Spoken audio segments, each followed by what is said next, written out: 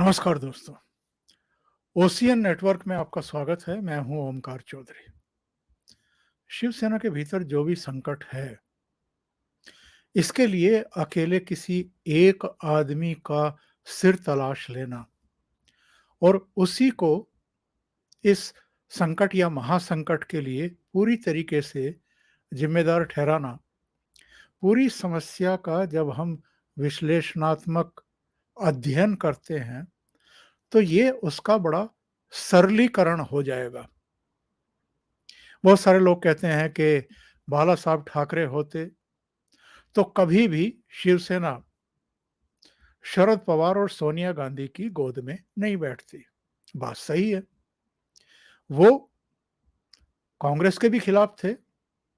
उनकी भले ही निकट की रिश्तेदारी रही शरद पवार के परिवार से, कुनबे से, लेकिन वो सामाजिक रिश्तों को अलग रखे रहे और राजनीतिक तौर पर वो कभी भी शरद पवार के ना झांसे में आए, ना शरद पवार को कभी करीब फटकने दिया। कोई मैसेज भी मातोश्री से शरद पवार के लिए उन्होंने नहीं दिया। झूठा सच्चा कुछ नहीं। वो बड़े क्लियर थे। फिर लोगों का कहना है कि राज ठाकरे का अलग हो जाना, नारायण राणे का अलग हो जाना, दो बड़ी घटनाएं थी जिनकी वजह से शिवसेना ट्रैक से उतरते उतरते बची। और अल्टीमेटली जो मौजूदा संकट है, जिसमें न केवल उद्धव ठाकरे की साख गई है, उनका हिंदुत्व विरोधी एक चेहरा बन गया है। जो आइडियोलॉजी थी बाला साहब ठाकरे की, वो उसी से विमुख हो गए हैं, ताकि सोनिया गांधी और शरद पवार का सहयोग और समर्थन उनको मिलता रहे और वो मुख्यमंत्री बने रहें। जो ये नुकसान हुआ है, उद्धव ठाकरे का नहीं, उनके साथ जितने भी विधायक, एमपी वगैरह हैं, उन सब का भी। जिन्होंने छोड़ दिया, उन्होंने क्यों छोड़ा है, इस पर जब आत्ममंथन करेंगे बैठ करके उद्धव ठाकरे, तो उनकी समझ में आएगा देर सवेर। उन्होंने सफाई भी देने की कोशिश की थी जब राज ठाकरे ने हनुमान चालीसा का अभियान चलाया, या मस्जिदों से लाउड स्पीकर हटाने की बात कही, या उनका वॉल्यूम 85 डेसिबल से नीचे करने की उन्होंने चेतावनी दी। तब इनको सफाई देनी पड़ी थी। हिंदुत्व हिंदुत्व ये फिर से बोलने लगे थे, चिल्लाने लगे थे। और जो नुकसान हो गया था, उसका अंदाजा इनको बहुत अच्छे तरीके से हो गया था, जिसकी वजह से इन्होंने अपने सुपुत्र आदित्य ठाकरे को संजय राउत के साथ अयोध्या भेजा था। तब तो इनके साथ दोनों के एकनाथ शिंदे भी अयोध्या गए थे। बहुत सारे दूसरे एमएलए भी अयोध्या जाने के लिए तैयार हो गए थे, क्योंकि उन सबको पता था कि हमारे क्षेत्रों में जब भी आगे चुनाव होने वाला है, तो क्या गति और दुर्गति होने वाली है। तो कुछ भरपाई कर लें, कुछ मैसेज दे दें अपने अपने क्षेत्रों में कि हम भगवान राम के प्रति, हिंदुत्व के प्रति, अयोध्या के प्रति समर्पित है, श्रद्धानत है। लेकिन उन सारे एमएलए को एयरपोर्ट से वापस भेज दिया गया, और ये किसी और के आदेश नहीं थे, उद्धव ठाकरे के थे। इसको लेकर के भी एमएलए में काफ़ी नाराज़गी रही। जो एक चिट्ठी मुख्यमंत्री के नाम, खुली चिट्ठी 3 पन्ने की भेजी गई थी, उसमें बहुत सारे कारणों के अलावा एक ये प्रकरण का भी उल्लेख किया गया था। ये मान लें कि उद्धव ठाकरे पर राजनीति ही नहीं आती है, ये अगेन सारी चीज़ों को समझने और उनकी समीक्षा करने का एक बड़ा सरल सा बहाना होगा। ये मानने का कोई कारण नहीं है। बाला साहब ठाकरे के बाद से वो पार्टी चला रहे हैं, संगठन चला रहे हैं, लोकसभा चुनाव भी लड़े हैं, विधानसभा चुनाव भी लड़े हैं और बीएमसी का चुनाव, नगर महापालिकाओं के चुनाव भी लड़े हैं। तो ये सब कहना थोड़ा सरलीकृत हो जाएगा।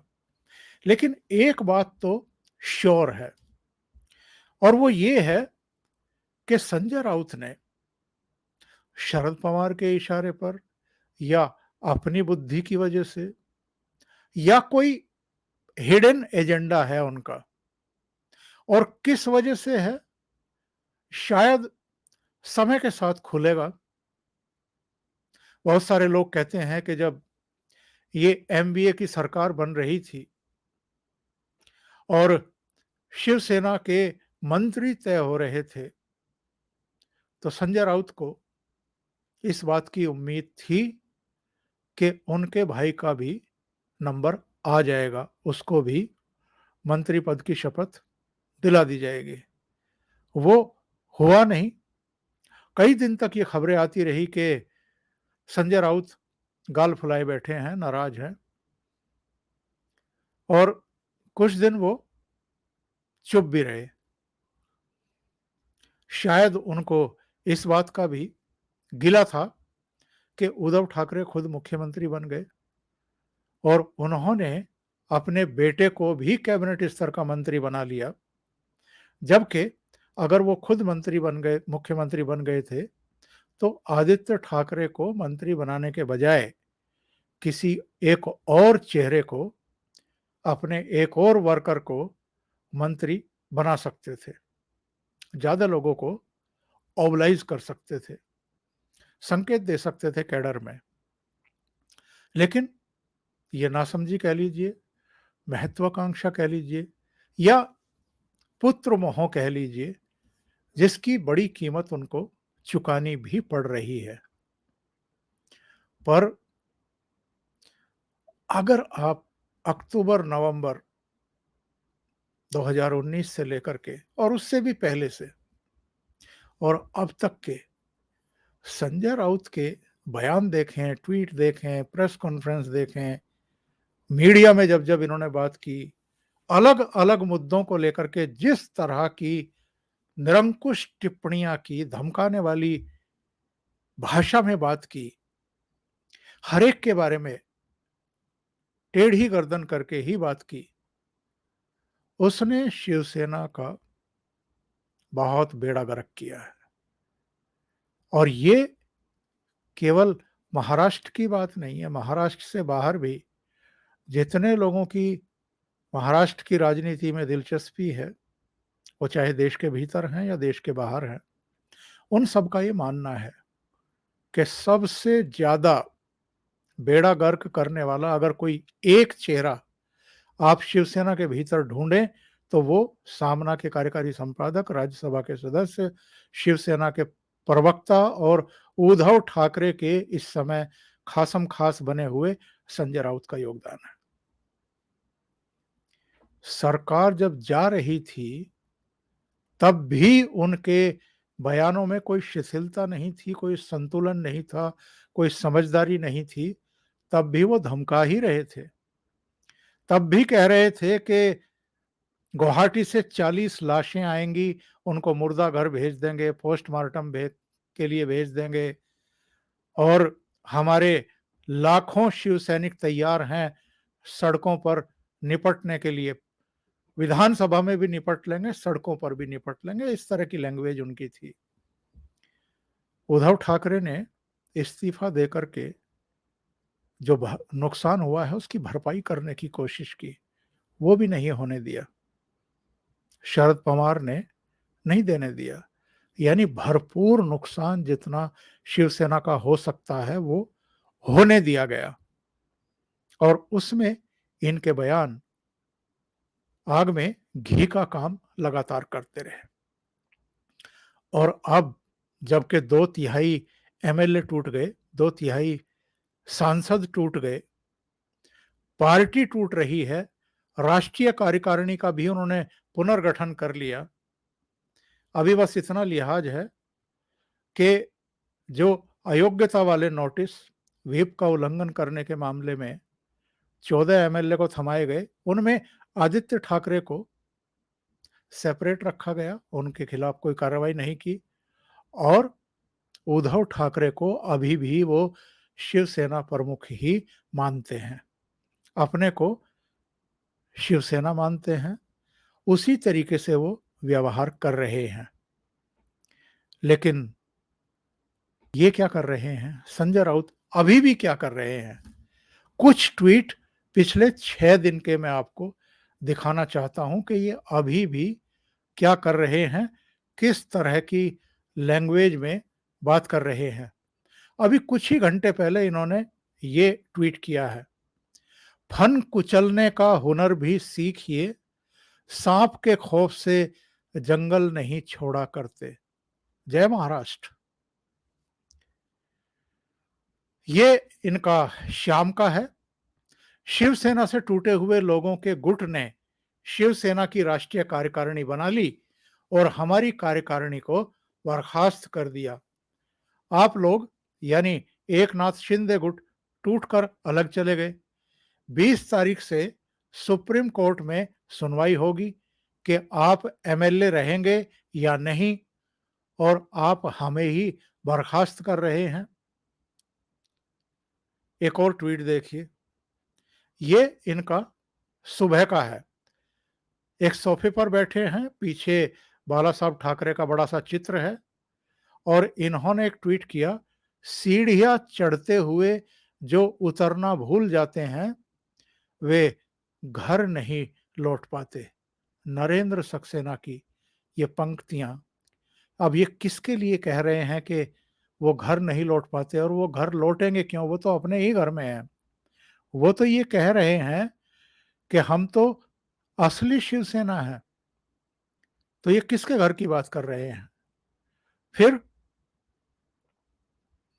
ये कहते हैं, ये चीफ मिनिस्टर और दोनों तरफ, एक राज्यपाल के इस तरफ, एक राज्यपाल के उस तरफ डिप्टी चीफ मिनिस्टर। ये कहते हैं कि बारबाडोस जो कि उसकी पॉपुलेशन केवल 2.5 लाख है और वहां कैबिनेट में 27 लोग हैं। महाराष्ट्र की 12 करोड़ की आबादी है और कैबिनेट में केवल 2 मेंबर हैं। ये कहते हैं कि क्या ये कॉन्स्टिट्यूशन का सम्मान है और till the constitutes bench of supreme court give is verdict impose president rule in Maharashtra. एक और देखिए, 2 दिन पहले का इनका ट्वीट है। क्या कहते हैं, भारतीय संविधान के अनुच्छेद 164 एक ए के अनुसार राज्य मंत्रिमंडल में कम से कम 12 मंत्री होने चाहिए। इससे कम होने पर संविधान कैबिनेट को मंजूरी नहीं देता। पिछले 2 सप्ताह से महाराष्ट्र में 2 मंत्रियों का कैबिनेट फैसले ले रहा है जिसकी कोई संवैधानिक वैधता नहीं है। राज्यपाल, क्या हो रहा है?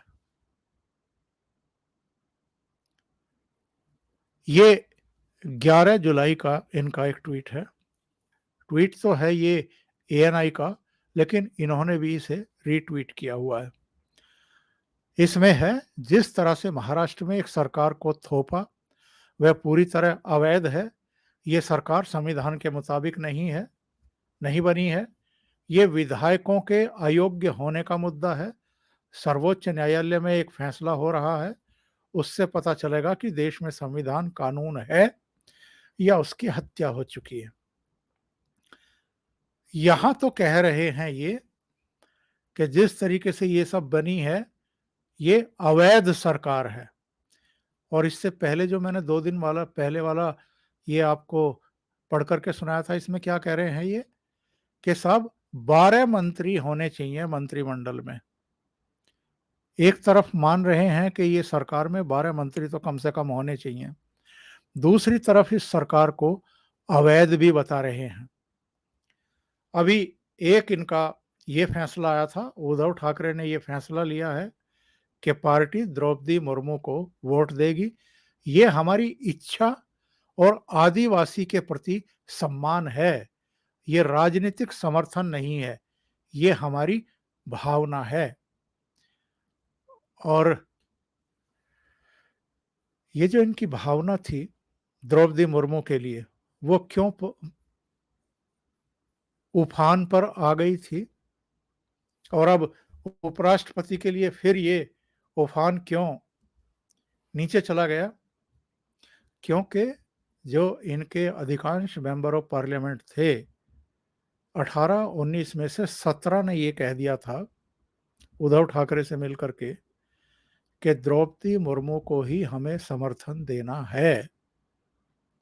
अगर उद्धव ठाकरे वो फैसला नहीं करते तो उसी समय संसदीय दल टूट जाता और तब ये जो 4 अभी बचे हुए हैं ये भी नहीं बचते, केवल 1 या 2 ही बचते, वो सब चले जाते। तो ये मजबूरी में, राजनीतिक मजबूरी में लिया हुआ फैसला है, ना कि कोई सम्मान ये दे रहे थे और भावना कुछ थी द्रौपदी मुर्मू के लिए या आदिवासी के लिए। ये राजनीतिक मजबूरी में लिया गया फैसला था। एक और ट्वीट देख लीजिए, ये 6 दिन पुराना है। लिखते हैं, अब नहीं कोई बात खतरे की, अब सभी से खतरा है। जॉन एलिया, यहां भी बाला साहब ठाकरे का बड़ा सा चित्र और ये बैठे हुए हैं। हर जगह इनको बाला साहब ठाकरे की छाया चाहिए अपनी बात भी कहने के लिए। इनका बौनापन भी, इनकी कमजोरी भी इससे प्रकट होती है। तो जिस तरह की ट्वीट अभी भी कर रहे हैं और शाम का जो इन्होंने ये ट्वीट किया है, फन कुचलने का हुनर भी सीखिए, सांप के खौफ से जंगल नहीं छोड़ा करते। पार्टी टूट रही है, विधायक चले गए, मोस्टली विधायक चले गए, मोस्टली मेंबर ऑफ पार्लियामेंट भी चले गए, वो राष्ट्रीय कार्यकारिणी भी बना चुके और सुप्रीम कोर्ट से भी अगर उन्हीं के फेवर में फैसला आ गया तब क्या करेंगे? तब पार्टी बचा पाएंगे? उद्धव ठाकरे ने भले ही 21 जून को प्रधानमंत्री नरेंद्र मोदी, गृह मंत्री अमित शाह और पूर्व मुख्यमंत्री देवेंद्र फडणवीस को फोन करके शिवसेना टूटने से बचाने की गुहार लगाई हो, लेकिन संजय राउत क्या कर रहे हैं? संजय राउत लगातार जो नाराज पार्टी के पदाधिकारी हैं, एमपी हैं, एमएलए हैं, उनको और लाल कपड़ा दिखाने की हिमाकत कर रहे हैं, दुस्साहस कर रहे हैं। और यही वजह है कि पार्टी का भट्टा बैठता जा रहा है। कहीं ऐसा ना हो कि ये बोलते रहें, ये लोगों को धमकाते रहें, ये इसी तरह के शेर सुना करके उनको सांप बताते रहें और एक दिन ऐसी नौबत आए कि जब मातोश्री परिवार और ये संजय राउत यही खड़े रह जाएं शिवसेना में और बाकी सब चले जाएं। अभी के लिए इतना ही। बहुत बहुत धन्यवाद। अगर आपको ये चैनल और इसके कंटेंट पसंद आ रहे हैं तो लाइक करें, कमेंट करें, वीडियो को शेयर भी करें। अभी तक अगर आपने ये चैनल सब्सक्राइब नहीं किया है तो सब्सक्राइब कर लें और साथ में लगे बेल आइकॉन को दबा दें ताकि आगे आने वाले वीडियो और उनके नोटिफिकेशन आप तक पहुंचते रहें। बहुत बहुत धन्यवाद। नमस्कार।